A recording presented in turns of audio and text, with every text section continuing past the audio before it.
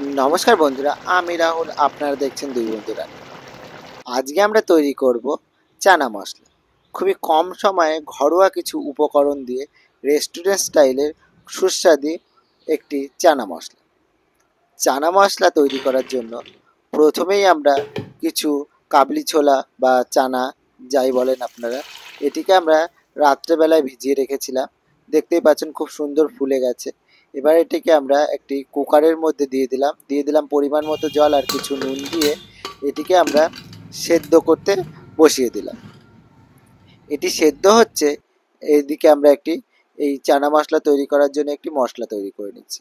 প্রথমেই আমরা মিক্সিং জারে দিয়ে দিলাম একটি মিডিয়াম সাইজের টমেটো, আর দিয়ে দিলাম একটু আদা, দুটো কাঁচা লঙ্কার টুকরো, আর দিয়ে দিলাম কিছু নারকেল, আর দিয়ে দিলাম এতে আমরা কিছু চীনাবাদাম।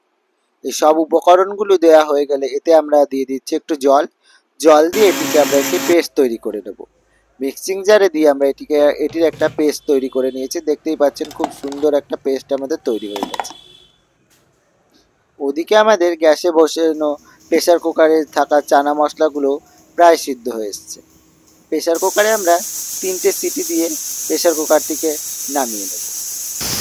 প্রেসার কুকার থেকে আমাদের 3টে সিটি পড়ে গেছে। এবার আমরা প্রেসার কুকারটিকে একটি সাইডে নামিয়ে রেখেছিলাম 5 মিনিটের জন্য। এবার আমরা প্রেসার কুকারটিকে খুলে নেব, দেখব যে কাবলি ছোলাগুলো আমাদের কেমন সেদ্ধ হয়েছে। প্রেসার কুকার আমরা খুলে নিয়েছি, দেখতেই পাচ্ছেন কাবলি ছোলাগুলো খুব সুন্দর সেদ্ধ হয়ে গেছে।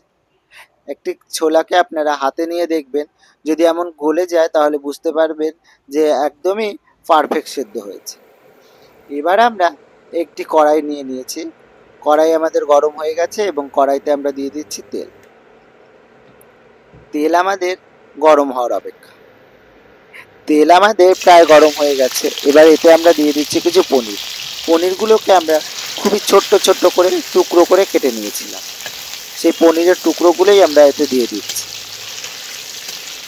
পনিরগুলিকে আমরা উল্টে পাল্টে একটু লাল লাল করে ভেজে নেব।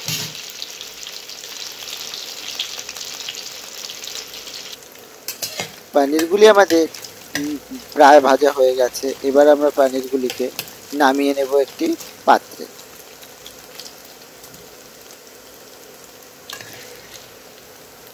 পনিরগুলি সব আমরা একে একে নামিয়ে নিচ্ছি। পনির নামানো হয়ে গেলে ওই একই তেলে আমরা রান্না করব। কড়াইতে আমরা তেল দিচ্ছি না, ওই একই তেলে আমরা রান্না করব। প্রথমেই আমরা ফোড়ন হিসেবে দিয়ে দিয়েছি কিছু জিরে। জিরেটা একটু ভাজা হয়ে গেলে এতে আমরা দিয়ে দিচ্ছি একটু হিং আর জিরেটাকে একটু ভাজা হয়ে গেলে এতে এবার আমরা দিয়ে দেব সেই আগে থেকে তৈরি করে রাখা মশলার পেস্ট। তেলের ভেতরে আমরা দিয়ে দিলাম সে আগে থেকে তৈরি করে রাখা মশলার পেস্টটিকেও আমরা তেলের সঙ্গে ভালোভাবে মিশিয়ে নিচ্ছি। এই সময় আমরা গ্যাসের ফ্লেমটিকে মিডিয়াম রেখেছি। মিডিয়াম আঁচে রেখে এই মশলাটিকে আমরা একটু কষিয়ে নেব। মশলাগুলিকে আমরা সুন্দরভাবে তেলের সাথে মাঝে মাঝে মিশিয়ে দিচ্ছি। মশলা আমাদের মেশানো হয়ে গেছে তেলের সঙ্গে। এবার এতে আমরা দিয়ে দিচ্ছি পরিমাণ মতো নুন। এখানে আমরা একটু কমই দিচ্ছি, কারণ আমরা ওই কাবলি ছোলাটা সিদ্ধ করার সময় তাতে আমরা নুন ব্যবহার করেছি, তাই আমরা এখানে আমাদের পরিমাণ মতো নুন দিয়ে দিয়েছি। এবার আমরা এই মশলার ভেতরে দিয়ে দিচ্ছি 1 চামচ জিরের গুঁড়ো। জিরের গুঁড়োটিকেও আমরা মশলার সঙ্গে সুন্দরভাবে মিশিয়ে নিচ্ছি।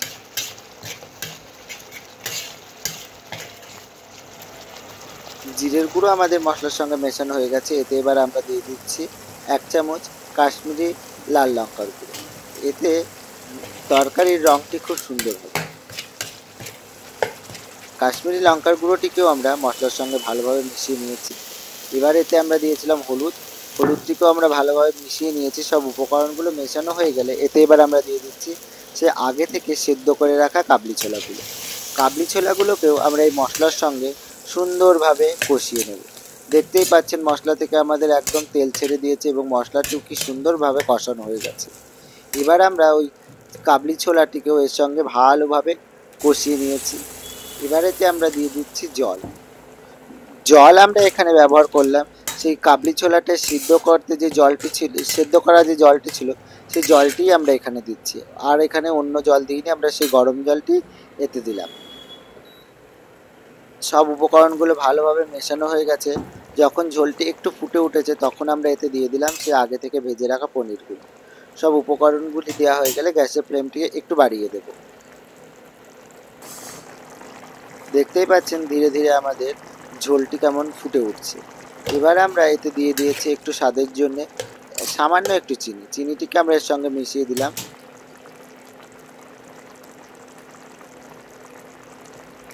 আস্তে আস্তে আমাদের গ্রেভিটা গাঢ় হয়ে যাচ্ছে এবং ফুটে উঠছে। আর দু একদিন বাদেই যেহেতু দুর্গাপুজো, এবং দুর্গাপুজোর অষ্টমীতে লুচির সঙ্গে এই চানা মশলাটি একদম জমে যাবে। এই চানা মশলাটি আপনি লুচি, রুটি, পরোটা সব কিছুর সঙ্গেই খেতে পারবেন। দেখতেই পাচ্ছেন আমাদের চানা মশলা প্রায় হয়ে এসছে। এবার আমরা এতে দিয়ে দেবো একটু কাসুরি মেথি। উপর থেকে আমরা কিছু কাসুরি মেথি দিয়ে দিলাম। কাসুরি মেথিটিকেও আমরা এর সঙ্গে একটু ভালোভাবে মিশিয়ে নেব।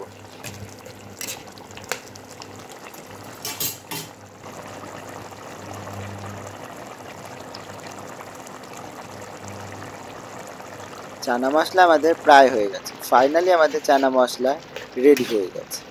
এবার এটাকে আমরা নামিয়ে নেব। এই চানা মশলাটি আপনাদের কার কেমন লাগলো অবশ্যই কমেন্ট করে আমাদের জানাবেন। চানা মশলার রেসিপিটি যদি আপনাদের ভালো লাগে অবশ্যই একটি লাইক, কমেন্ট, শেয়ার করে আমাদের চ্যানেলটিকে সাবস্ক্রাইব করে আমাদের পাশে থাকবেন। আর আপনারা কে কোথা থেকে এই রেসিপিটি দেখছেন অবশ্যই আমাদের কমেন্ট করে জানাবেন। ফাইনালি আমাদের চানা মশলা একদম রেডি হয়ে গেছে।